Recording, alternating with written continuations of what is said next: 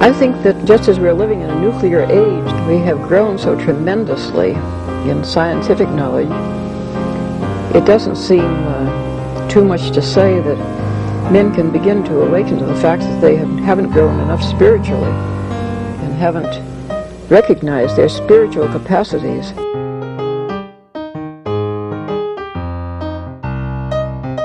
Once something like eating is death, then you've struck at the very heart of life. The enemy of the older radical theories may have been the ruling class, but today the stakes of whether we will reform ourselves into a new kind of human being, a new kind of society, whether we will find selves worth being, the stakes of it are simply life itself.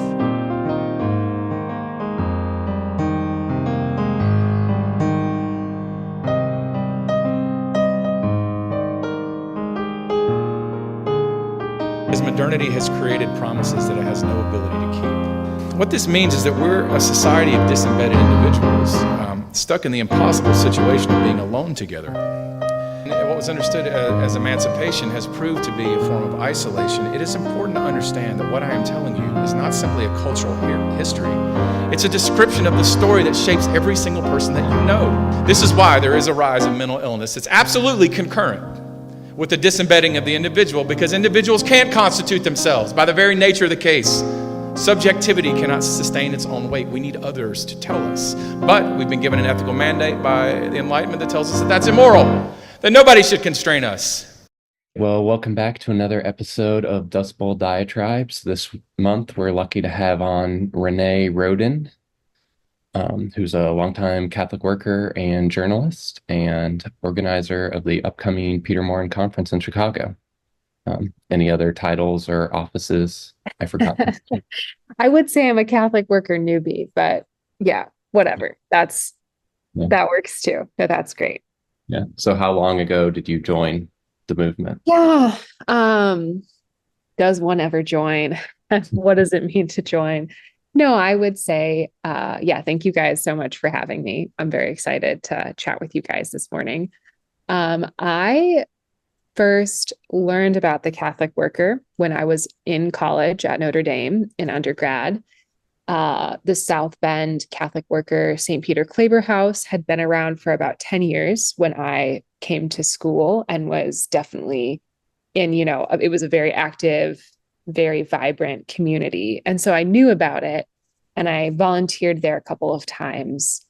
I think I would say that I left Notre Dame not really knowing the difference between, I thought the Catholic Worker was just a soup kitchen, right? Like that's all I had seen of it. And that was lovely, but didn't really, I think, pique my interest as much.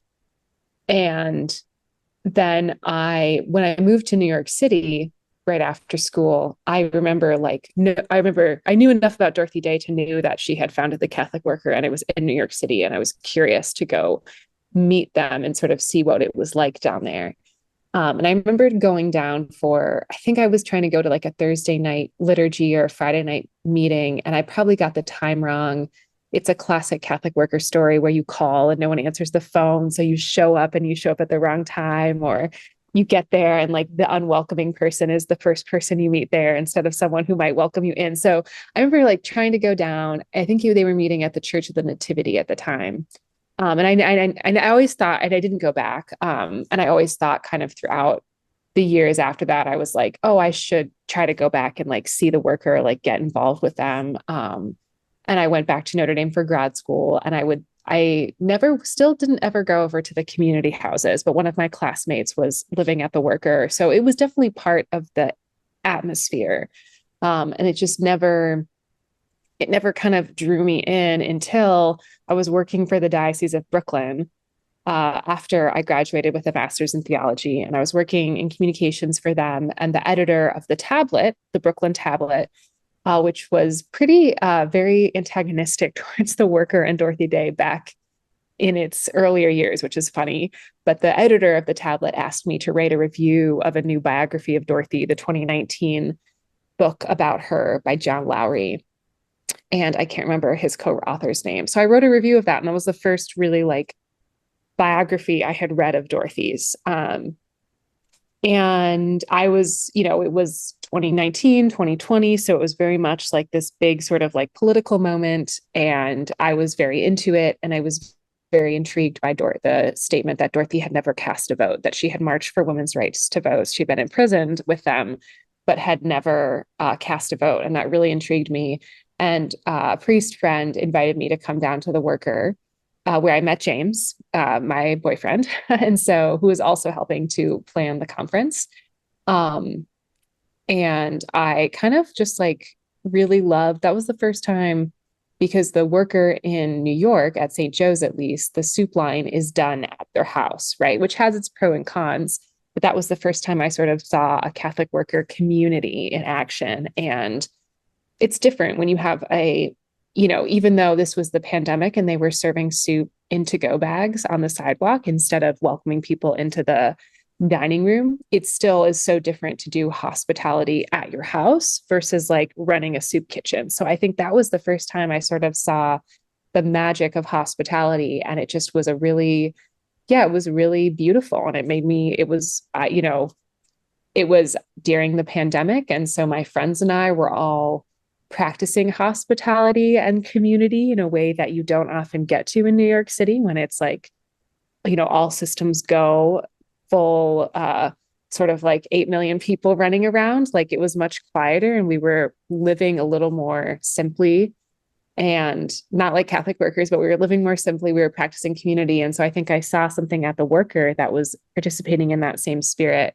And I worked on a story about the Catholic vote and Catholic workers for the 2020 election. And then I just kept sticking around. So I just kept coming down and volunteering. And then summer of 2021, James and I worked on an article about Peter Maurin for a Notre Dame outlet called Grotto Network. Just like a simple sort of introduction to Peter Maurin. They had been looking for someone to write it. And that was the first time I really had read Peter Maurin. I read Lincoln Rice's book, and something about Peter Maurin really spoke to me. I think, something about, I think Peter Maurin really spoke to, I had all this theological education. I was like really immersed in it. And what no one prepares you for in the academy is what to do with your theological education in the world outside, right?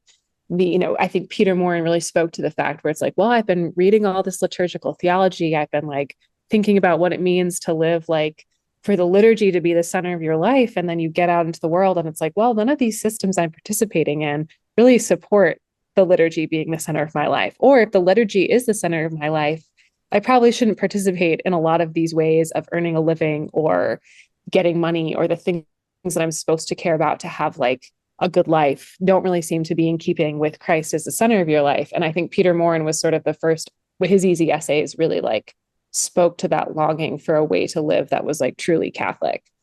So then I was pretty hooked, and I think that really drew me to think about how to practice voluntary poverty, how to live in community, I think that really was sort of a practice of that next year. And then I lived for about 9 months at St. Francis House in Chicago. So that was a very good experience in a lot of ways of just learning, living at a house of hospitality teaches you a lot, right? It teaches you a lot about how to do hospitality and how not to do hospitality. So I think that was really important formation. And then I just moved to the Harrisburg Catholic Worker, which is kind of a blank slate right now. There was a young Notre Dame grad, Kevin Fox, who had been living there for 2 years after the house had experienced a tragedy. It had been sort of dormant for a while. And Kevin kind of did a lot of really beautiful work of building it back up over the past 2 years. So it feels like a beautiful sort of blank slate of saying, okay, how do we, I still have a lot of questions about what it means, like what the Catholic worker movement means, how to apply the principles in the best way. But I think one of the fun things, and this is maybe jumping ahead or a teaser of where we're going in this conversation, one of the fun things about sort of digging into the history of the movement is saying like seeing what people have said about, how people have started Catholic workers before, right? Like how people sort of started. And I was reading a letter from Stanley Wisniewski, who was like one of the longest Catholic workers in New York. And he was writing an answer to someone who was asking, how do I start a Catholic worker house, or how do I start a house of hospitality? And he said, begin with like gathering people together who are interested, and read, like do clarification of thought, do roundtable discussions, read, study. And so I think that's really how, we're starting in Harrisburg, right? It's just me, James is joining me. It's kind of we're just a few people, but it's like, okay, how do we do something as a community? I think it takes a lot of discussion and clarification of thought to get on the same page about is what are we trying to do as a community? If the goal of the Catholic worker movement is to reconstruct the social order, indoctrination, or that sort of like education, comes through two modes, right? First, you have to like have clarity of thought and roundtable discussions, and the practice of the works of mercy is first and foremost also about education, right? Because you're saying, if people come to you and say, well, what is the Catholic worker? You say, come to a roundtable discussion. Well, you can't then just slam the door in someone's face who's asking for help, right? Like how you help them is like such a personal decision of like, how well do you know them? What's their situation? What's your life like? Who are you? How many people are you who can help them? But like that sort of practice of the works of mercy, of responding to our neighbor in need like they are Christ, I think is, part of that sort of clarification of thought, right? Of like, how do we think clearly about what is wrong with our day and what the solutions are? And also, how do we respond to our neighbor like they're Christ? Like there's sort of these two sorts of pieces of formation, or kind of educating a community together to try to build up some sort of cooperative community that can do something. It's those two things. It's like, how do we think clearly, and how do we like act lovingly? So that's a very, very long answer to your question. What's a day in your life look like there? Is it too early to say because you haven't been there long enough? But yeah, it's definitely too early to say, because my life has been very nomadic and chaotic over the summer. But yeah, I think that's what I think I would say like our lives in Chicago, and like one of the rhythms of our lives that's very important to us is beginning each morning with prayer, right? Beginning the day with the liturgy of the hours. And I am a morning person, so I need my mornings to myself. Like that, I think helps me feel like I'm entering the day and the day hasn't like come upon me, right? Like, so I think one of the, like, I would say a sort of classic day in the life, and nothing ever looks like this, but a day in the life is waking up, doing morning prayer in community, writing, spending time writing, working on whatever, for the past couple of years, I've been working on a book. So that's taken up a lot of my time. Otherwise, it's sort of like attending to whatever writing needs are there. And then at St. Martin de Porres in Harrisburg, there is a church across the street. And that church has had a soup kitchen for, I want to say, close to 40 years, something like that. And so that, the soup kitchen there has predated the Catholic worker. I think the priest who started the soup kitchen or was running the soup kitchen wanted there to be a Catholic worker to kind of go along with it. So that soup kitchen happens around noon. And kind of around that time is when I'll start opening my doors, right? If there's someone who needs something, they can come over to the house to get it. People come over to take showers, come over. Like this summer, we've had around 30 days, if not more, of heat over 90 degrees in Harrisburg. So folks have come in to get out of the heat. We are really lucky to have central air. I think someone put that in a few years ago.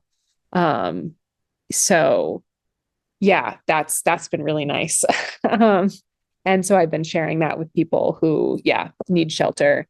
So that's kind of how a day in the life has gone this summer. But again, it's been we're still sort of like trying to get a rhythm into place. And we've done a couple community meals, which have been really great, just to kind of get to know people in the community. And we had a roundtable discussion in July, and we're doing another one on Thursday, September 26th. So the first one was sort of, I think, always a really great place to start, which was the first editorial, Dorothy's first editorial for the paper, and the roots of the Catholic worker. And at that roundtable discussion, there was a lot of interest in, well, how did the Catholic worker start in Harrisburg? Which I thought was really cool, that there was like a desire to see how it fit into a local context. So for the second roundtable discussion in September, we're going to read, Dorothy has a really beautiful article, I think from 1940 or 1942, visiting the Harrisburg Catholic worker, which I've read a few. Mary Freecon was the founder, and it was a house also called St. Martin or Blessed Martin de Porres house, I think at the time. I think Martin de Porres was still a blessed and not canonized. And she started it in 38, I think. And it kept going throughout the 40s, which was pretty rare, right? Because a lot of houses closed in the 1940s during World War II. And she was a married woman, and they were running this house in Harrisburg in a predominantly Black neighborhood. Harrisburg, from just what I've seen, is like very like Chicago in some ways, very segregated. You can see the redlining really clearly. And so this house is also called St. Martin de Porres, and I believe it's the only house that has been in Harrisburg since that first one. But so the next roundtable we're doing is sort of about Mary Freecon and her work, and sort of how the Catholic worker looked in Harrisburg from the beginning. But there are a lot of letters between Dorothy and Mary, which is really cool.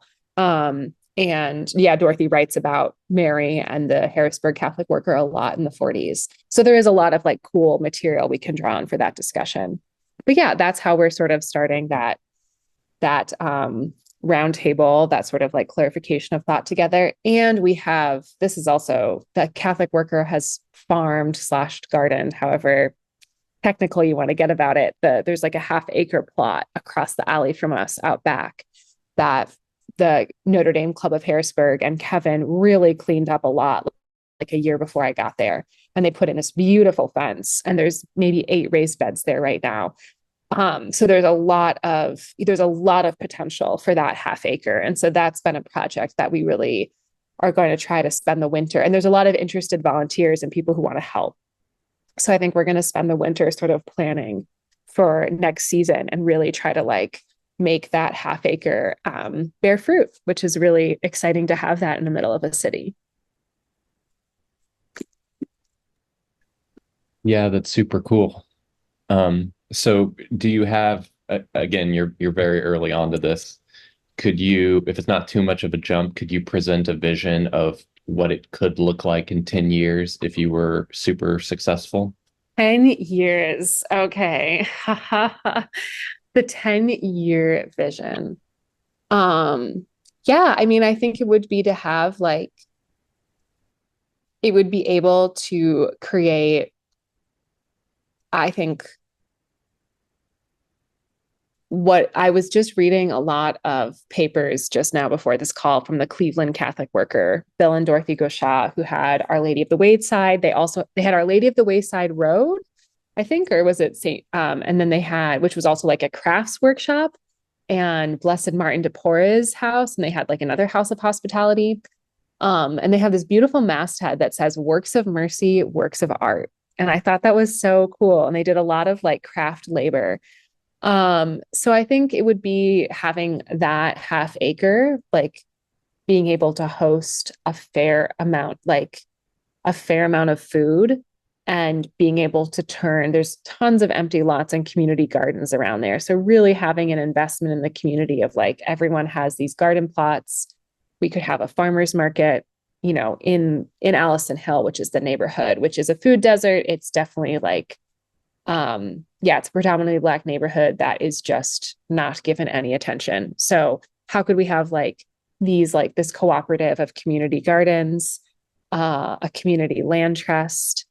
We could have, our own farmers market.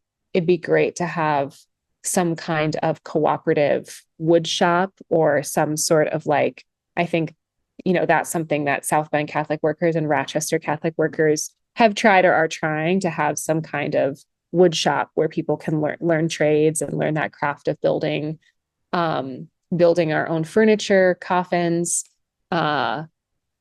And then, yeah, I think there's also a lot of empty houses. So it'd be great. And there's there's no affordable housing in the area. There's like vacant houses and it's all dilapidated and there's no affordable housing. So it's a real housing crisis. So it'd be great to have some kind of housing cooperative, right? Where like all these empty buildings, some of them maybe are for folks who are homeless and trying to do rapid rehousing. Some of them are maybe affordable housing for families. So I think that would be, and it's great because the parish right now also has like a house that they run. So there's a lot of like, the worker is definitely not the only place people can go for housing in the neighborhood, which is really cool that there's this ecosystem we're living in. So I think that would be the vision. And yeah, maybe have like a house of study where Catholic worker, people who are interested in the movement can come and spend a year studying, kind of like Peter Maurin's Catholic Worker School, studying, learning, practicing the works of mercy, and either, staying on in the neighborhood, much like early workers, or finding somewhere else to go, right? But having this place where they come and like really learn what it means to be a worker, to experience the works of mercy, to get to work on the land, to study the movement. And yeah, James has talked about Mary Freakon's children, relatives, grandchildren have a farm where they make apple cider. And there's also an orchard, a very small orchard that probably needs to be rehauled entirely in this half acre. But we've talked about like, yeah, how could we make some sort of like cider product? We were really inspired by the Lake City Catholic Worker Farm in Minnesota. They have a kombucha business, which I don't know how we visited there a while ago. So I would love to revisit and see how it's going, but I hear it's really cool. And they made delicious kombucha. There were folks at the Houston Catholic Worker who were doing that. So yeah, I think trying to find, how can you make some sort of agricultural product that's useful, that's not, that we could sell or use for ourselves. So there's a lot of ideas, but I think we're thinking very much about like, how can we create this ecosystem? And the beautiful thing about Allison Hill is that there's a parish that already has a lot of this stuff going on. It's a matter of kind of getting people invested in it. And there's a lot of cooperation between many of the Christian organizations on Allison Hill who are trying to, they're very interested in a community land trust. We're open to starting that conversation. How would that look to kind of prevent gentrification and also like keeping property in the community, keeping it affordable. So I think that would be the 10-year vision. I don't know if it's super specific yet, but that's pretty beautiful. Like, and it's plausible, with the surrounding people that you have too. Exactly. So, yeah. I mean, we're not an island. Right. Yeah. Are these the kind of things that we will be talking about in Chicago? I mean, but maybe we could talk a little bit about the conference that's coming up. Are people going to be sharing more of those kinds of stories like we often do in roundtables, or is it what is it going to be about for those because we're going to record it, we're going to be putting out some of this for more people to hear. So yeah, just maybe let us know what the plan is. I think like this, I think the goal of the conference, I think we're going to get a smorgasbord, right? I think we're going to get the keynotes talks. John Sozek, who's talking on Friday night, will give a great kind of overview of personalism, which I think, we were just having a discussion last night with Lincoln Rice, who's our Saturday morning keynote, about, it is important, I think, sometimes to see the systems that are out there right now. And, it's interesting reading letters. I was reading a letter from Dorothy Day, and I thought of all the times when you're in houses of hospitality, so much of what you do, and this is very excellent education, so much of what you do is walk through someone you're trying to help, being like, okay, what is the system? Okay, let's call 311 in Chicago, for example, to get you on the list for a shelter. And to walk through that process with someone is just excruciating. And you're just like, if they weren't sitting on our couch for a week at Francis House, where would they be? Like, where would they be? And like, how plausible would this be? And like, you're supposed to give them an address to come pick you up. And it's like, well, I'm homeless. So like, where am I supposed to stay for a week while I wait for housing? It's just, the system itself is so irrational and so poorly managed. privatized, contracted out, that it is, a semi-thinking person can experience it and say, oh, this should be better. We can fix this. And that's good. It's good to be able to diagnose what's illogical or irrational about the state's programs on their own terms and think about how you could fix them on their own terms. But at the same time, that's not the technique of the worker, right? The technique of the worker says we actually don't need any of that. How can we work together as a community of persons to reconstruct the social order, to provide for our community? The vision I just outlined for Allison Hill that we're dreaming of is very fragile because it depends on who else shows up and who else is involved and what they want to do and how they think about doing it. But nothing I outlined really, we don't really need anything from the state, right? You probably will, but like, it doesn't depend on like certain laws being passed or certain people being elected, right? It's all about like, how are we working with our neighbor, right? How are we cooperating with our neighbor? So I feel like that's sort of that technique of personalism, which is really hard for us to be formed in. But so, yeah, we'll have John Sozek speak about that. And then Lincoln Rice sort of outlining the philosophy of Peter Maurin as derived from the first year of Easy Essays for the paper.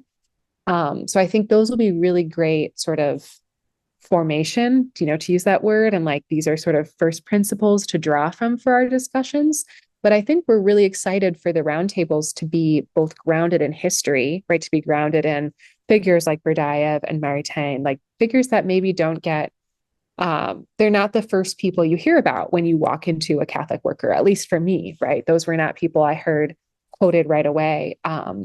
So I think, but these are very essential people that Peter is constantly telling you to read in Easy Essays, right? So let's take him up on that. Maybe we don't have time to sit down and read Berdyaev, but Spencer can do an overview of that. Someone can, do an overview of Maritain or Chesterton or the Diatribes and kind of give us a little bit of that. And then we can have a discussion. And I think it's going to be very exciting because I think the folks who are coming care about these questions, right? What is really wrong with the world and what can we do to create something better? And I think we're going to get, just the people who are coming from all over. They're from, Michigan, they're farmers from Wisconsin. There are folks like yourselves who are, running a Catholic worker farm. There are people who are like really invested in the Catholic worker. There are people who I think are just interested in some of the questions we've posed in the advertising materials. What does Peter have to say to us now? Like, there's so many problems. What can we learn from Peter's thought and apply to our own lives? So I think one of the pieces of the conference that I'm really excited for, we're going to have just, I think, a lot of vibrant discussion. And we've really tried to give more than enough time for roundtable discussions, for there to just really be time for people to unpack these ideas, to wrestle with these ideas, to talk about their own lives and where they're coming from, right? And like how these ideas apply to their own lives and how they want to apply them to their context or what that might look like. And then Sunday morning, we're spending entirely on sort of folks can divide into different groups. And like, we're going to sort of try to listen to these conversations throughout the conference and identify maybe 4 or 5 themes that are on people's minds or sort of like topics people keep returning to. And Sunday morning kind of give people time to break up into groups and really talk about like, okay, what's next? How do we continue these conversations? What are tensions or themes or ideas we're still exploring? Sort of what are we walking away from this, conference thinking about and bringing back to our own context? And I hope that people, I think our number one hope is that we, people come away learning more about Peter Maurin, having a little more understanding of, what James and I believe, which is that Peter Maurin is really someone who provides that link between, people, Catholics who think, okay, I want to make the faith the center of my life. How does that look in a world that's so, focused on profit and focused on exploiting people? How do we create a society and economics that's based on the mystical body of Christ? And, Peter has been so helpful for both of us. So I hope people come away, they're going to meet other Peter Maurin heads who are just nerding out about Peter Maurin. I hope people come away with some more ideas from Peter Maurin, some technique of how to create a more just Christian society in their own small neighborhood or village or workplace or context. So I think we really hope that people will, learn more about Peter Maurin, be more inspired by that, be curious, enlightened, but also that I think we're just so excited about the people who are coming, right? It's just going to be such a dynamic group of people that we're excited to have conversations with. We're going to be excited just to sit in a room and talk. And so I think that's really like, I think what people can expect is just some really thought-provoking conversations, right? And, there's so much, I think, also of the Catholic worker movement is a mystery, like Christianity. There's no easy answer. This is the golden ticket of how to make this thing happen, right? It's like, if we're talking about the kingdom of God, if we're talking about on earth as it is in heaven, that's not, there's no like, oh, here's the easy one size fits all answer. And I think that's, really the beautiful thing about it is I think the ideas we're going to encounter this weekend are ideas that we can mull over and chew over and ponder and try to implement and argue about with each other until the next Peter Maurin conference, God willing, a few years from now or whenever, whoever decides to host it next. So I think that's going to be a lot of big ideas. And I think the beauty of those big ideas is it gives us all a lot to talk, there's a lot to wrestle with there. And I think everyone who's coming are persons who are wrestling with those ideas. And I think we're going to learn a lot from each other. So I'm really excited for our roundtables. There are, I think, 2 of the roundtables are about kind of like application of Peter's thoughts. So like in terms of denouncing, right? Like protesting the system as it is, right? How does that fit into Peter's vision? And then the other one is about the third way, right? So like Peter's vision really is about like not communism, not capitalism, this third way. And like, what does that look like in practice? How do we put that into practice? And then I think there are 2 on Peter's life. One is on like his Lasallian roots and his so how the Lasallian brothers and that formation formed him, and Le Sillon, this very successful youth democratic movement in France in the early 20th century, how that formed him. And then the others are like yours on the agronomic university.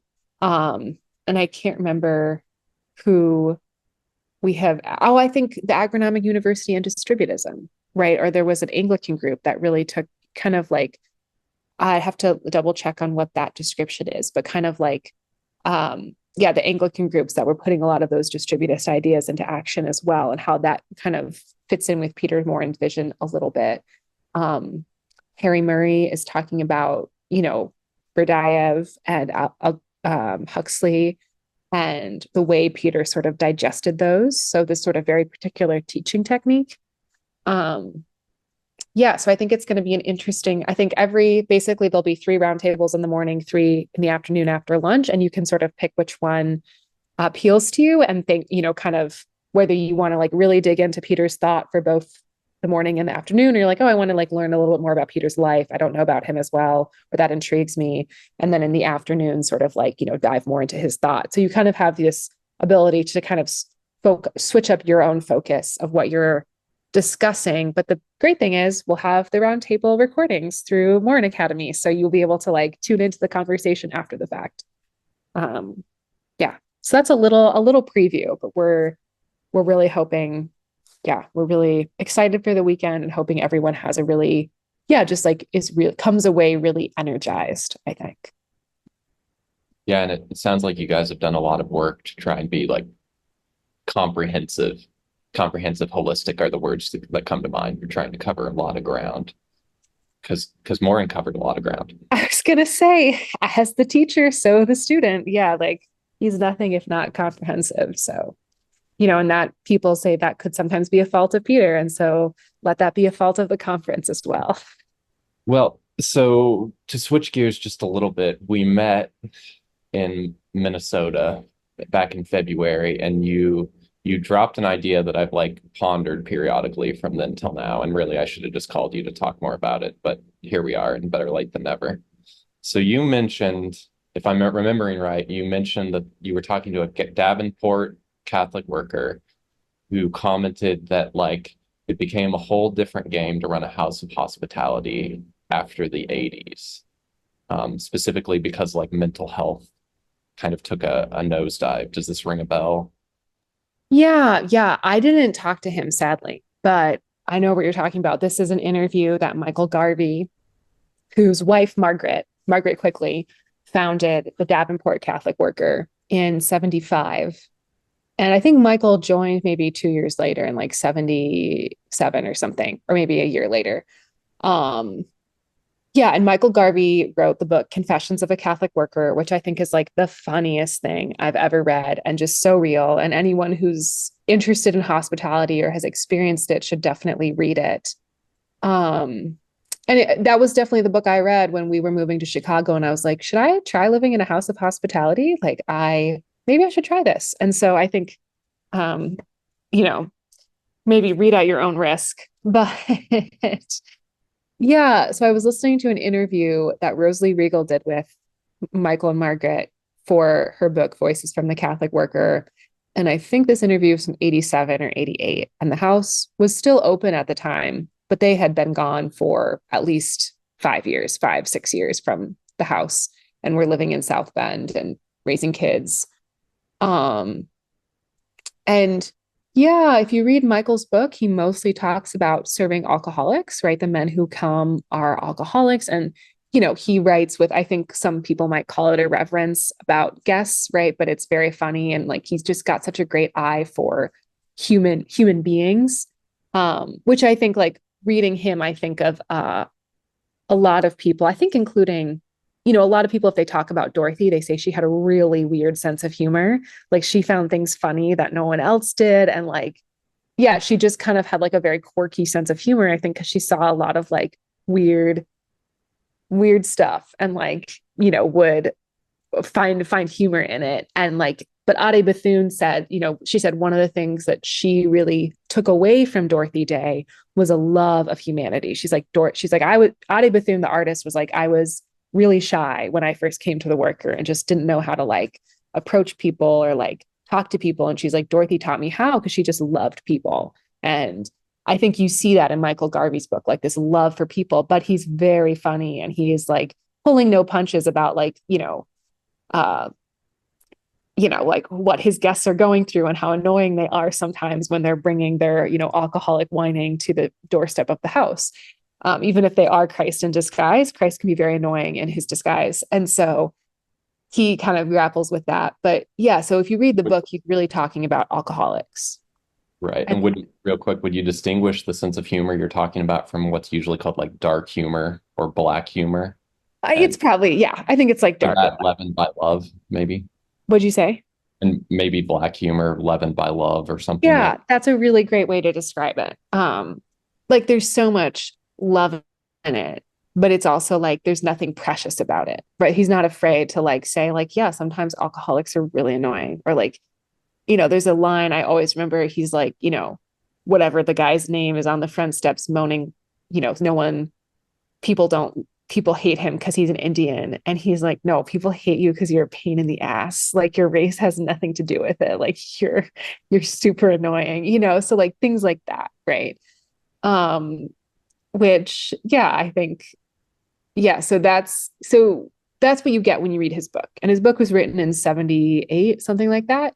And then so 10 years later, say, he's interviewing, Rosalie's interviewing him.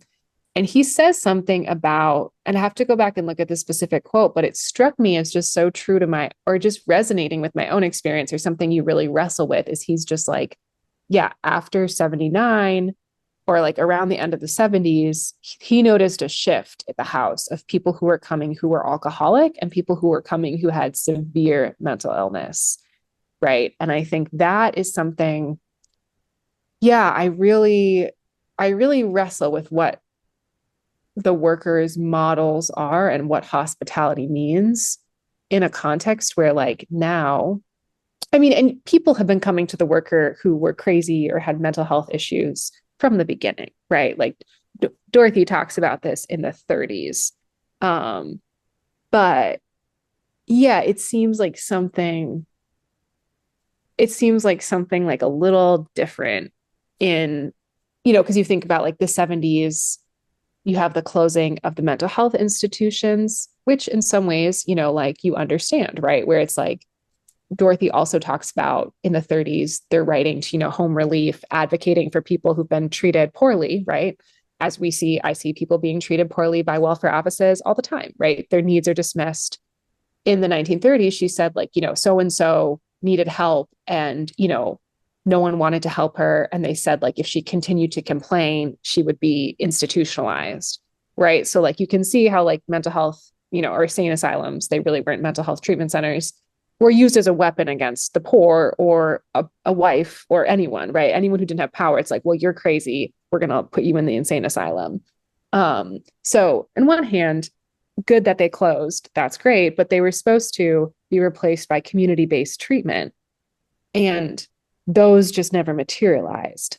And I think sometimes that is what workers are, like Catholic worker houses of hospitality are on, they sort of function as the only place people can go, but they're not treatment centers.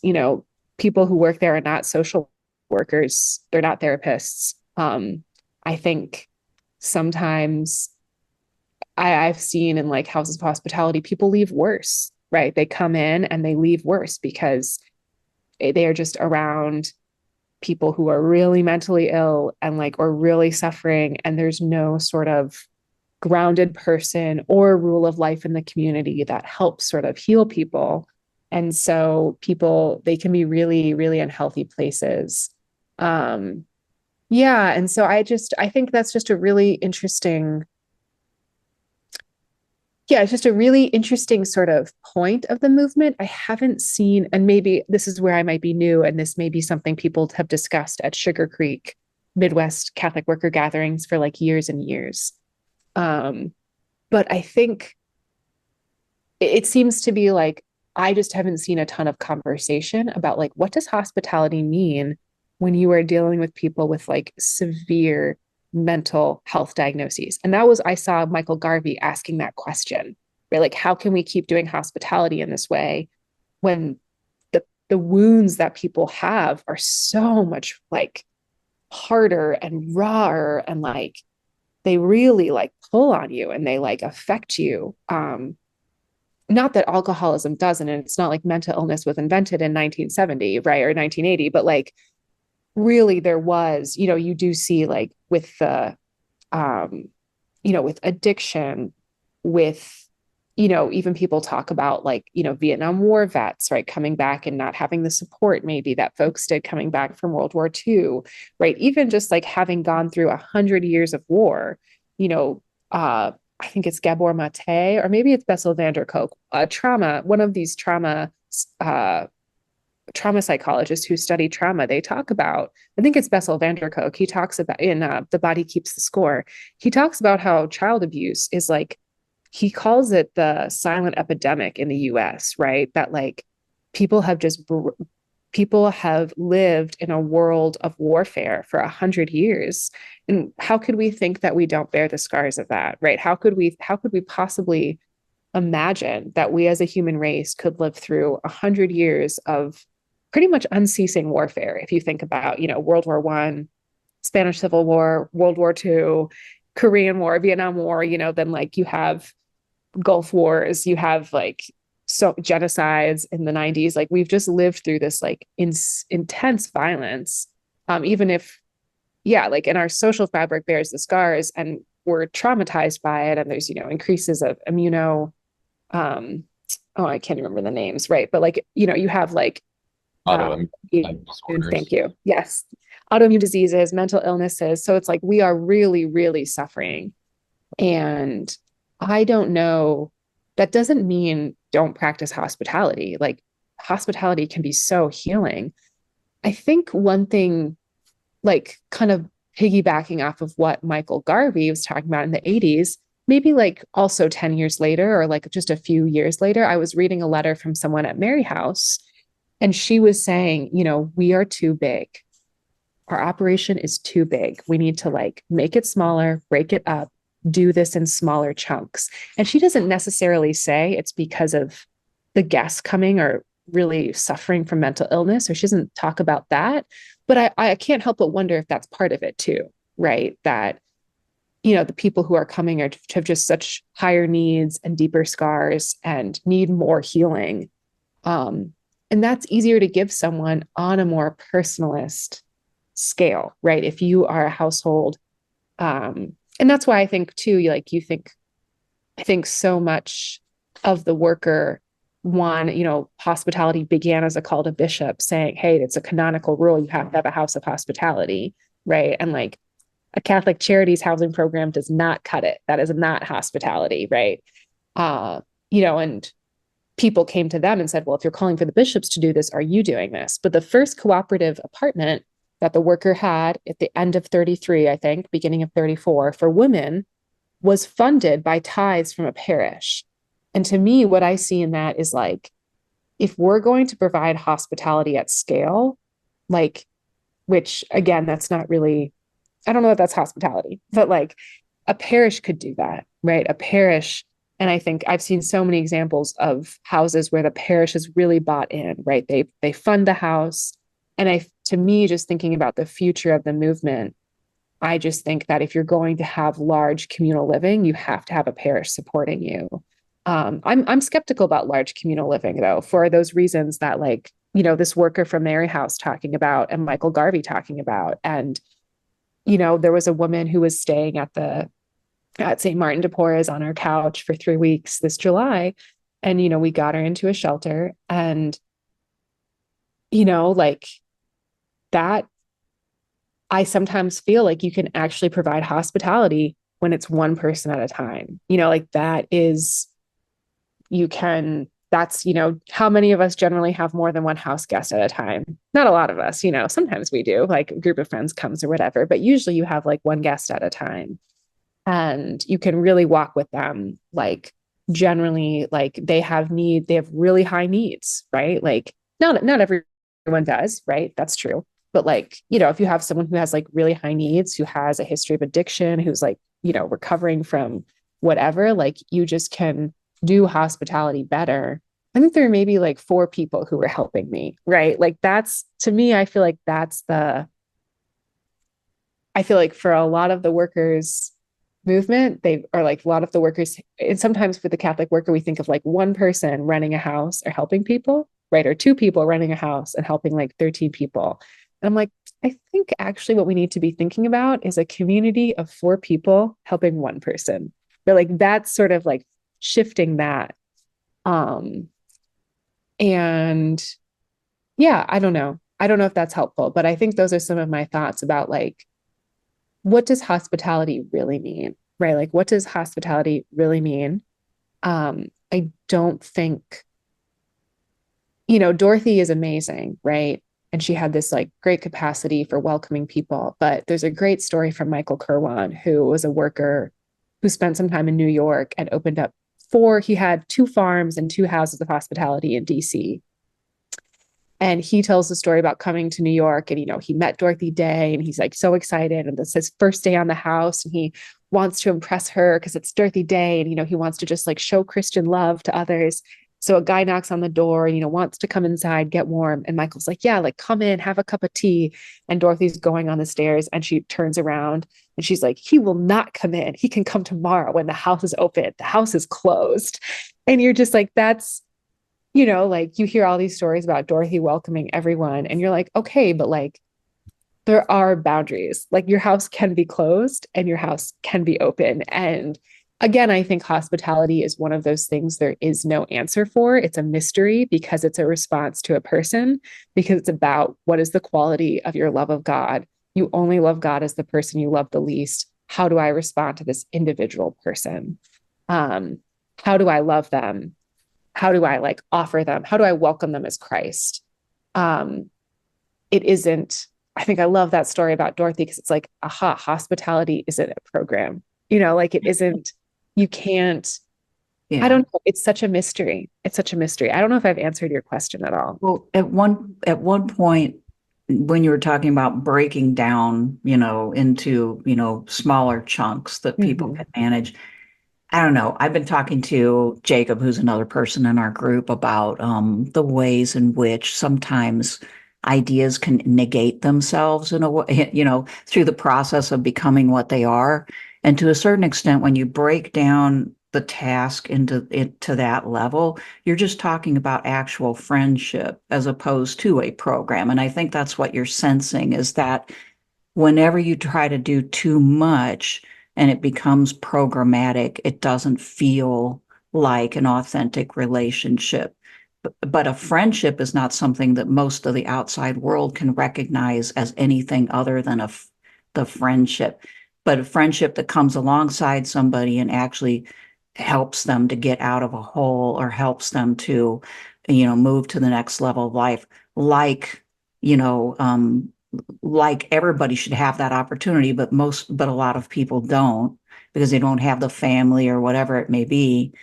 That just looks like strong friendship, which is something that is so rare in our world now. People don't know how to practice friendship. So I wonder if, in a way, if we did it right, would we sort of negate the idea of movement? Just to be a little provocative. I mean, what do you think of that? No, I think that's actually why voluntary poverty is such an essential platform of the worker, right? Because most people would think that they can't be friends with most sort of like bourgeois middle class Americans. People who went to Notre Dame, like myself, would think that they can't be friends with someone who's homeless, because on one hand, they're right. Because if you're going to have a friendship, you are going to walk away feeling guilty that you go to sleep in a bed and have all this comfort. And your friend what sort of friend lets their friend sleep outside? And I think that's the question of the worker, right? Like, what sort of Christian lets another Christian sleep outside? And that is something that should, make you uncomfortable. And I think, the voluntary poverty part is close, because it's like, okay, well then, like, you are closer to the problems of people you want to call friend, right? Like, if you want to build friendships, and to like, right, if it's about like building personal relationship and not just saying, great, here's a bed, like, we're, I guess, a Catholic alternative to just like a state function, like, if you actually want to like build Christian community, that means building friendship, which means you also have to be poor, because again, like, like, why?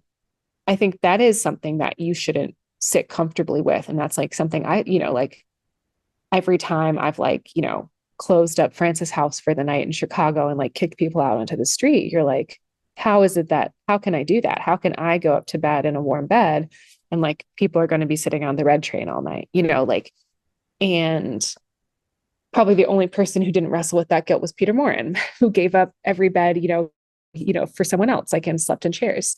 But I think that's the goal, right? Because like, I think that's also something, I was never motivated to go to a soup kitchen. Like, I don't really care about a soup kitchen. Like, it's pretty boring, right? To give people soup and just, give people soup. But like, to sit down and eat the soup with someone and have a good conversation and get to know someone new. Now that I'll sign up for. That sounds awesome. That sounds great. And I think that's something that people, like, that's hospitality. That's like building relationship. And like, I'm just not really motivated by anything besides relationship, to be perfectly honest. Like, I'm just not. And so I think that's what has always appealed to me about the worker, is it's a place to build relationship and have interesting conversations and get to know people. And, if you read the end of Dorothy Day's Long Loneliness, like, that's the whole point, is to sit there talking. And like, that's the love that comes with community. And I think the truth about love and community is it stretches you outside your comfort zone. So that's always something you hold in tension. But I think that's, so like, how do you accept that invitation to go outside your comfort zone while also, recognize, like, I think this is also something Harry brought up at the Harry Murray sessions, right? That radical hospitality that gives the house over to the guests. A not so charitable version of that is people talk about in the Catholic worker movement, the inmates are running the asylum, right? And I think that's, like, how do you, and I think Bert's mom was trying to get to that, where she was saying, you do want to have some structure. So, like, I think about like a monastery, right? Like, and I really feel like monasteries are such a model of hospitality, where it's like, they are rooted in like, these are our hours of prayer. We are always going to make our hours of prayer. And like, how do you stay rooted in who you are and the beauty and the vision of what you're trying to offer while also welcoming people into that? And I think that is a mystery I have not yet solved, but I think that's something that, I think that's the first thing, right? Like, what is the beauty? What is the vision? And of course, like, there's no fun having that without, welcoming people in that through hospitality. But I think also, just going back to friendship, part of it's one of the things I feel like is, people want the chance, what does Peter Maurin say? Those who, are Christians, who ask Christians for help, give them an opportunity to do good for goodness sake, right? So like, even like us, when I go and stay at my friend's house for a week, she is sheltering the homeless and I'm giving her an opportunity to be a Christian, right? And like, I think that, even that, like, I think we need a culture of that, right? Where it's like, why don't we just go stay at a friend's house? Or like, if I'm traveling somewhere, can I stay with a friend? Because like, then we're going to walk away from that weekend. I have to be a good house guest. Otherwise I'm going to make everyone miserable. But if I'm a good house guest, we're going to both walk away from that weekend having more. We're going to have relationship. And if I go to a hotel, like, maybe I'll have like a king size bed and like a, glass enclosed shower, but like, I'm not going to really walk away from that weekend feeling anything like richer. I'm not going to walk away from that weekend richer because I've just paid someone to house me instead of like staying with someone who's interesting or who I've learned from or who we've learned from together.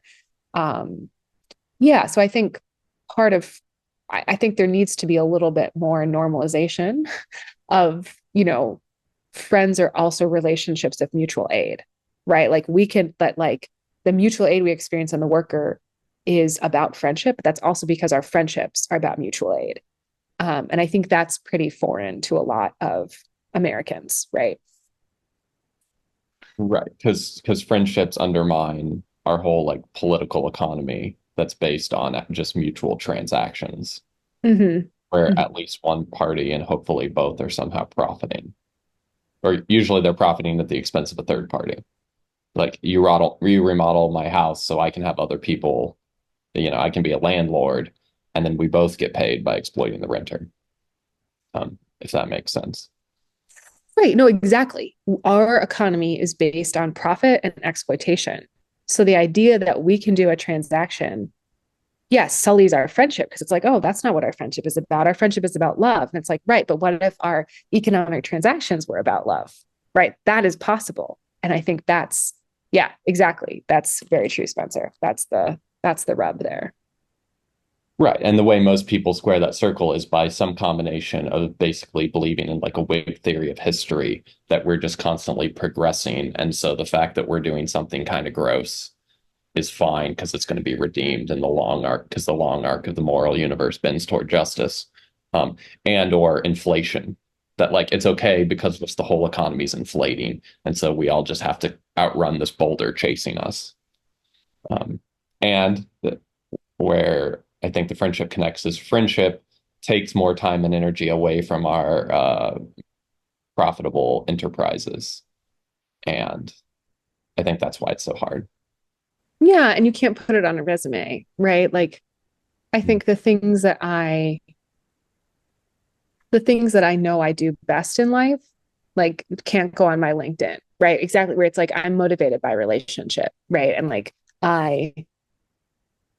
you know, I think those are things that, taking the time to, make a beautiful birthday dinner for someone. Like, I think that's where it's like, that is so much more, it's such a restructuring of priorities, right? Like, what if the priority is just like, this is also something that I feel like I had a lot of formation of as I'm younger. And now that I'm older, I'm realizing we don't have any social or cultural support for this, which is like, yeah, what if I want to spend most of my life just fostering community and fostering friendship, right? Or like, what if the rhythm of my year was all about like, celebrating feast days. And I think the folks who I feel like are trying to do this the best are like Sean and Monica in Lancaster, right? Where they're really thinking about like, okay, like,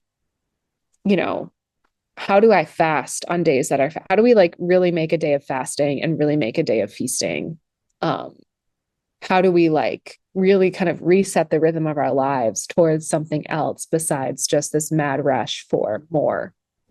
Yeah, I've spent a lot of time thinking about how this is a bit of a jump, but I think it connects that like just the phrase falling in love implies that like it's like a cost. Like it's a stumbling from the way that you would have lived your life before the fall into love. And yeah, whether that's into the liturgical season or into relationships. Um, and especially where we get scared. It's one thing, you know, your friend takes you in for a weekend, but what happens when you potentially get involved into some sort of nightmare scenario? You know, like they talked about the story of like they housed a lady for 6 months and she lost $10 and they spent it, and then she came back with the cops. And you've been housing this person for 6 months, but now the cops are here to get the $10 back. And I think it's especially the really harsh and dreadful types of love where your charity is blown back at you anti-charitably, that I think where you really need a community to help you weather those storms. Yeah. And I think that's where, I think I am very uninterested, and I'm very curious why community has become synonymous with commune in the Catholic worker movement. Like I'm very like I'm just so intrigued by that. I'm like, why is that when we talk about community, why do we usually mean like a bunch of adults living in a house together? That is very interesting to me. I mean, I do think like Dorothy, she was living with her family members. So there was maybe more of this there was definitely a culture in the 1930s of people sharing flats, right? Like the poor have to chip in and like share housing. But I think when we talk about like needing community, I think one of the things that really drew us to the Harrisburg worker was Allison Hill, right? And the fact that there are so many people, like you're in an ecosystem, you're not sitting in the East Village or a suburb, like trying to go it alone. Like you're part of this ecosystem. You're like, oh, okay, how can we participate and cooperate in this and make something really beautiful. So I think that's what and like I think that's one of the things we talk about a lot is like, how can we just be close to our friends who are interested in these questions? And like, wow,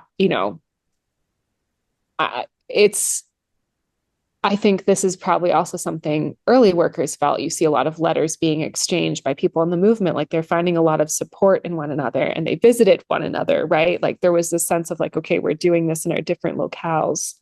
But also there was a sense that it needed that, right? Like there was a couple letters I've seen where Dorothy's like, come to New York, we need you, right? But like often it's like, okay, cool. Yeah, like, the Cleveland Catholic worker needs to be there. And the way we participate is like, the Cleveland Catholic workers would send Dorothy money, Dorothy would send them money, right? There's like, there's friendship and like, they would, talk about problems. Dorothy would stay with them when she was passing through. Like, I think one of the things I love seeing about the movement is like Dorothy's movements around. And it reminds me of like Paul's journeys to these different Christian communities. And I think one of the fundamental things Christianity is supposed to do, it's like, yeah, okay, there's like this leaven in the dough all over the country. There's like these little communities that are sort of like salt of the earth, like providing, trying to like do this reconstruction of the social order in their little spot. And like, in some sense, yeah, like James and I think about this where we're like, we want to be around people. Like, why don't we just like gather our friends and like make something like this together? But I think that's also like, I find also a lot of comfort just in knowing that there are people all over the country who are trying this work in their own community. And I do think visiting, sharing with one another, corresponding in our modern ways versus like, letters, but like that is also community of people supporting each other, saying like, okay, like, clarifying thought, providing that, providing that companionship on the journey. And I think we're totally on board with kind of what you're talking about of needing to like reconceptualize the Catholic worker horizons, if you will. Because it seems to me like you'd asked a little while ago, like, why did community come to equal commune? Mm-hmm. And it just off the top of my head, I can think of like three probable reasons that influenced it, that turn that may not be, that I personally don't think are as applicable. And it would be probably that, like, to the extent that the New York worker kind of shaped the imagination of how a worker works, is like, well, in Kansas City, we don't have that kind of compacted housing where you could get easily an apartment complex. And now they'd be worth, I don't know, 1,000 times as much as they were. And then, like, to the extent that baby boomers that were probably part of the new left hippies, that as being a hippie became kind of so associated with what being a Catholic worker meant in the 60s, that there's probably like a residual amount of that in the mix. And then also, and I think this is really relevant, if I was a voluntary poverty purist, it would be like, oh, you want your own house? Sounds pretty bourgeois. Um, oh, you want 4 people to help you take care of one person? Well, actually, shouldn't you get up on a cross and lose your mind trying to care for way too many people? And even unsuccessfully, because isn't that, success is not a gospel category. Um, anyway, I'm somewhat trolling you, but these are not my views, but I think these are views that I've heard people express, usually semi-consciously. So what would you say to that? Yeah, I mean, I think those are all like, right, like we worship a God who died on a cross, right? Who like gave everything out of love. So like that is, I think, a vision of love that should haunt us or should call us to give all we can. But I think that God also came back to life, right? And that God, or was resurrected, not came back to life, but was resurrected, right? And opened up new ways of being with God, right? And so then what happened in the resurrection? Christians were filled with boldness. They shared everything in common and they cared for the poor and they went out in the world preaching the gospel, right? So like, right, it's like, I think those are like two mysteries you have to hold in tension, where it's like the Christian life is supposed to be one of immense joy and immense sort of like affirmation of what it means to be a person, and that to be alive is good and to be who you are is good, right? That's like the deepest mystery, as well as like what it means to be a person and what it means to be who you are fully is, as Peter Maurin said, not to try to get all you can, but to give all you can.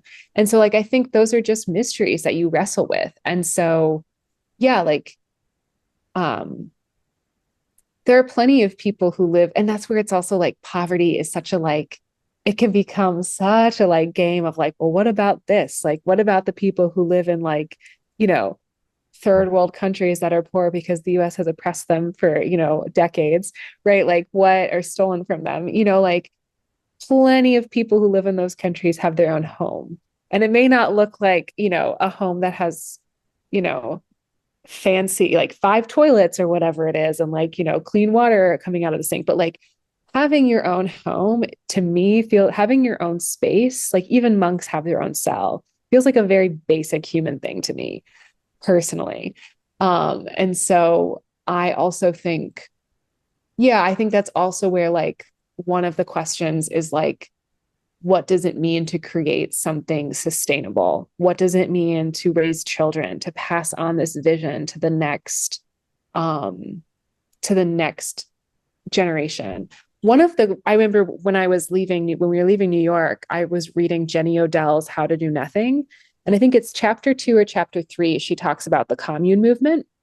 She's sort of talking about, she's talking about the attention economy and like trying to foster contemplation, basically. And she talks about people who try to opt out, right? So she's talking about the commune movement of the 60s and 70s. And she writes, so many of these communes end up just mirroring on a smaller scale the woes of the general population, right? Where it's like, there's this constant search for purity, right? Like, oh, okay, like, we move into the commune. Well, no one actually, the founder sort of like moves on or kicks everyone else out, or like you realize like again, it comes back to formation, right? Your commune's only going to be as healthy as the principles that are forming you to form the commune are. Which is why in religious life, you have a novitiate, you have a rule, you have daily prayer. Like there's a lot of formation to try to keep you on like a healthy, grounded way of life. And most communes do not have that, right? And most Catholic workers do not have that, right? And they are, it's so I think that's where, it's like, I think that's where like voluntary poverty, I think it's a mystery you have to wrestle with, but also like self-gift is not self-immolation, right? Like to give, to love, to give of yourself, to like die to your own will and try to like seek what is best for your neighbor, to try to give all you can instead of hoard for yourself. Yeah, that is very different than like saying whatever I want or whatever I need to function must be given up, and like, I think you see this with Dorothy and Peter, where like, I don't know, they're very different, but like, reading Dorothy's letters, she was gone a lot, and like, I think of like how much, people say she took 4 hours for prayer. And it's like, okay, probably the reason she was able to welcome people into her home bedroom to like, deal with the amount of people she was dealing with is because she spent 4 hours in prayer. Like if we spent 4 hours doing nothing, we'd be so much. Yeah, I could probably help all those people. I couldn't, but you know what I mean? Like you could probably help a lot more people if you spent 4 hours doing nothing, according to like, the quarterly report vision of the world. Right. So I think that's, which like, if you think about monastic hours, they're basically spending 4 hours in prayer, probably, maybe a little less throughout the day, just breaking their day up into prayer. And I've spent, a week at a monastery for like an artist retreat. And I was like, wow, I'm getting so much done. I'm so productive because I'm following these hours. I'm breaking up my day in this schedule. So that's very long-winded, but I think like these questions of, because it's like, what is the purpose of, I think sometimes also we can be like, we can do oppression Olympics or like poverty Olympics without realizing what is the goal. The goal is to love God. The goal is to like worship God, and to be God's love for others. And that, however you do that, like that's the goal. The goal is not to be like pure, right? To have like the purest form of whatever voluntary poverty means, yeah. But I think it's good to think about that. Like every time I'm like, oh, I need this. It's like, well, do you, do you, or like, what can you do without? Yeah, yeah, just getting things out of the way in a way, right? Like not letting those things, or letting sheer busyness like stop you from either having, fostering relationships or having a meaningful life. And I think a lot of Americans are, obviously we have a huge problem with just chasing things that we don't need and are actually bad for us.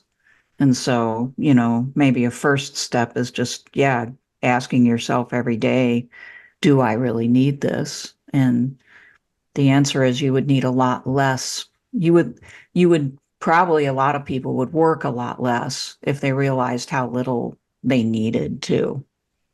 Well, I think that's such a good point too about busyness, right? Which like gets to the programmatic aspects where it's like, what is your, right? Like,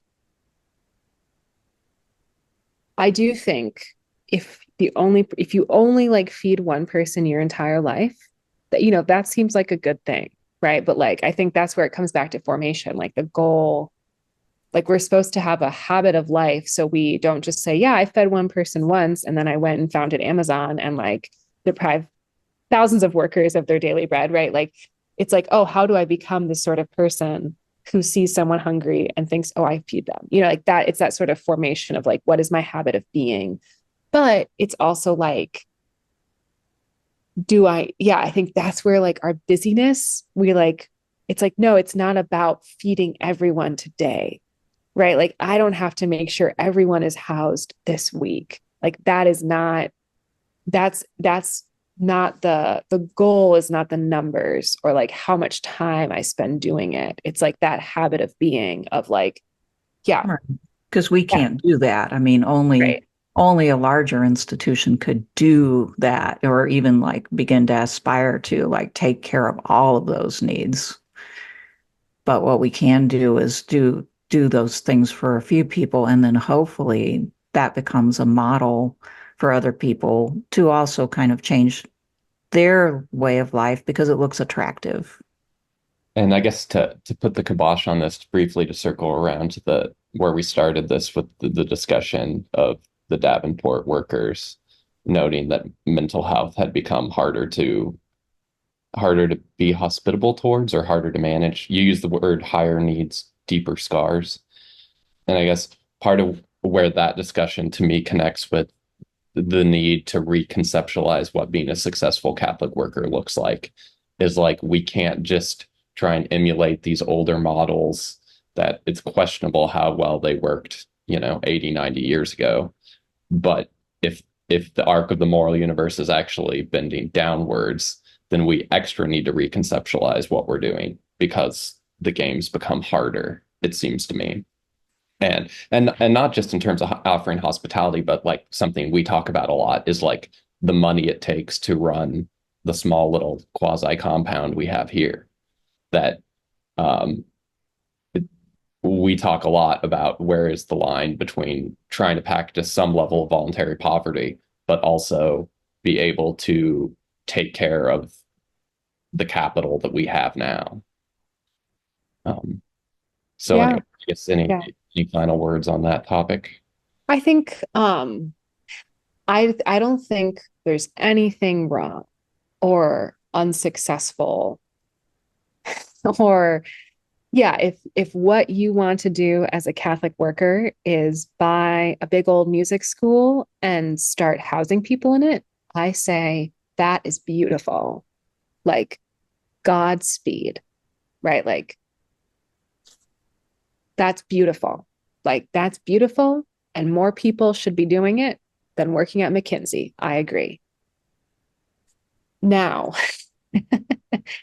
I think that that alone is not reconstructing the social order. That alone is not reconstructing the social order. You also, like, the first platform of the program is clarity of thought. It's about roundtable discussions. It's about meeting one another as persons who have ideas and solutions and insights into what's wrong. Like, the first platform is clarity of thought, which is roundtable discussions and in the Catholic Worker newspaper. So that's number one. And I think one thing people have found living in houses that are very big, right, is that the needs are so overwhelming, you don't have any energy to do the clarity of thought. So that's the problem. And like, the people who say, Stanley Wisniewski says, like, in his letter, he's like, yeah, do clarity of thought. And then people will want to open a house of hospitality eventually. And then eventually you're going to want to have a farming commune. And it's like, that is not how that works, right? Like, the need is endless. It is overwhelming. It is like, to walk with people through that pain is so wounding to yourself that, like, you probably don't have energy to think about a farming commune unless, like the worker in 33 or 34, you have tons of young people coming. So there's enough people to be like, oh yeah, we'll like put soup on, and like, hey, we're the people interested in the farm, so we're gonna do the farming stuff. Like, you need like critical numbers of people. So I think if you have a group of like 10 people, even at a parish, right? Even I think one of the like, anyhow, I guess this is the short way of saying, like, I think the best thing we can do when we think about okay, do we care about the ideas of Peter and Dorothy? Yes, we do. Do we care about the vision they've promoted? Yes, we do. Do we care about, creating a society where it's easier to be good, where we're not relying on factory farms, where it's like, yeah, where it's healthier for us and for the future generations and like less exploitative? Then yeah, I think like you just have to go back to the sources, which is why you have to come to the Peter Maurin conference. And right, like you have to read sort of like Peter's vision, the ideas of the founders. I think also like really being a student of the movement and learning from, reading about different communities, reading about the New York community, like really seeing like what worked for people and what didn't, right? Because like even though like I'm, yeah, like I do think like I am right now saying I have questions about the effectiveness or healthiness or like even helpfulness of the technique of just having a big house and filling it with like really mentally hurting people. Like I'm questioning right now that technique. Like, how does that help people? I'm not sure. But still, that is a work of mercy, and that's a good thing to do. But I think like if, I think like I lost my train of thought. Basically, I'm trying to say, like, yeah, even if I'm questioning that technique, still reading the stories of those communities can be really beautiful. And you see that the goal of this movement is ultimately about seeing Christ in your neighbor, right? And like softening. This is like a line James says all the time that I'm stealing, but it does come from the prophet Hosea. So whatever. Oh, no, it's not Hosea, it's Ezekiel. But it's or is it? It's not. Anyhow, the softening your heart, right? Like it's about softening your heart.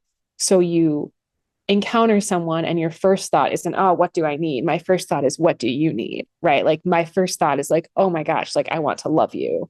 And that's harsh and dreadful and dangerous. And I think that is like the mystery we're called to, while also like, yeah, again, going back to the sources. I think that's where it's like that's the mystery you're called to, but like you can be called to that in so many different scenarios. Does that make sense? Right? Like, yeah, having a big commune in the middle of the East Village is not the only way to form yourself so that when you have those encounters, you respond with hospitality to Christ the guest versus like, oh my gosh, like I'm so afraid, right? Like your love can conquer that fear. And I guess what I'm saying is like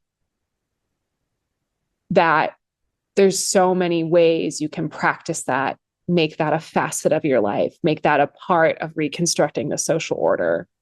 A house of hospitality in the sort of like traditional sense we've imagined it for the past 60 years is not the only way that you can practice that, because that is the goal. And you see that happening in all of these houses everywhere, right? So like, yeah, that's very long-winded. No, that was a good answer. Thanks. Totally agree. And But part yeah. of it is, there's this, I think it does apply. There's a line from Marx about how like the weight of history weighs on the brain of the living like a nightmare. And I don't want to totally apply that, but I think there's a tendency to take our historical models, whether it's just assuming we tend to naturalize what we've known our whole lives, whether that's like grocery stores are normal, and they are not. They're hyper novel. And similarly, it's nice to hear other people agree with us that the Catholic worker, Peter Maurin's ideas, all these things are very important. We have a tremendous historical legacy, but we need to, in freedom, reappropriate those things and kind of reconfigure them to make them work for today. And that'll be very particular, and we have to not be shrill in how we promote what we're doing and confuse it with being like the only way to do it. Yeah, we live in a competitive world, right? And we live in a bipartisan, like fractured world that only knows like conquering as the language, like dominating and diminishing as like the language of debate, right? The idea that like you can be doing something different from me and I will learn from it, right? And like you have this technique that maybe I disagree with, but like what are our common goals? What do we disagree on, right? Like that that is something I think about a lot, right? Like those are like very, very helpful conversations. And we don't have a lot of, again, formation in how to do that, like that's really hard. And yeah, I think I often wonder what Dorothy and Peter would say about some of, like, actually, I've recently been thinking about what they would say about the church, right? The parishes, the bishops, because like just seeing how involved so many bishops and priests and parishes were in the early worker. And just how stale parishes have become, not how afraid I think in some ways to engage with just like they really, really, I think parishes have become stale. And like, yeah, I like often wonder what they would have said about the abuse crisis and like dioceses being so big and like the merging of churches. Like, I think our world, history has moved a lot since the first days of the worker. And I wonder how Dorothy and Peter would respond to some of these new realities we live in that make it even more difficult to live the gospel.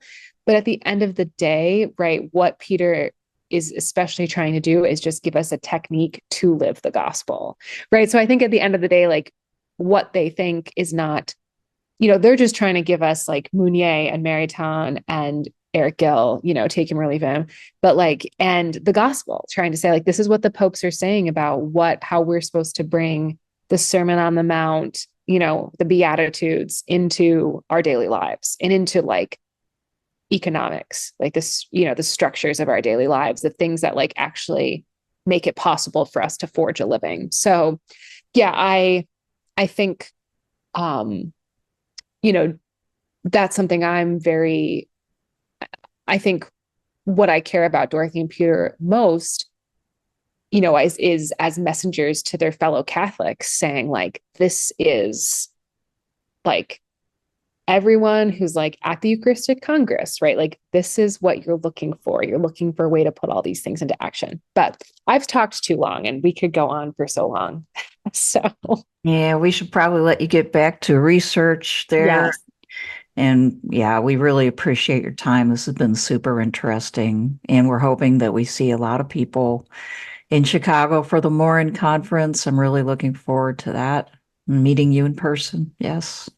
Yeah, I'm looking forward to it. Thank you guys for having me and letting me do my diatribe.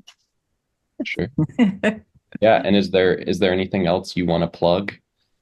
I know you have a documentary that came out. Oh yeah. Well, first and foremost, everyone should sign up for the Peter Maurin conference. If you Google Peter Maurin conference, you'll find the registration. September And 6th through 8th, right? what'd you say? September 6th through 8th. September 6th through 8th in Chicago. Yes, so that's the main plug. Yeah, I do have a documentary about Solanus Casey. I was a research assistant or researcher for this documentary, which features 3 people that knew Solanus Casey, who was a Franciscan Capuchin in Detroit. So that's on Formed. Did you guys find that through your parish, or do you guys have Formed, Spencer? Is that how you found it? Some point, I get the emails.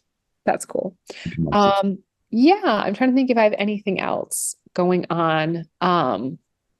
I do have a book coming out next year, but I don't have a pub date yet, so that's TBD. And then, yeah, I think one of the things that I also work on, volunteer for, is the Catholic Worker website, which we put events from the Maurin Academy, from different Catholic workers all over the country on there. So you could probably go there and see if there's something happening near you, if you're not in Kansas or Missouri.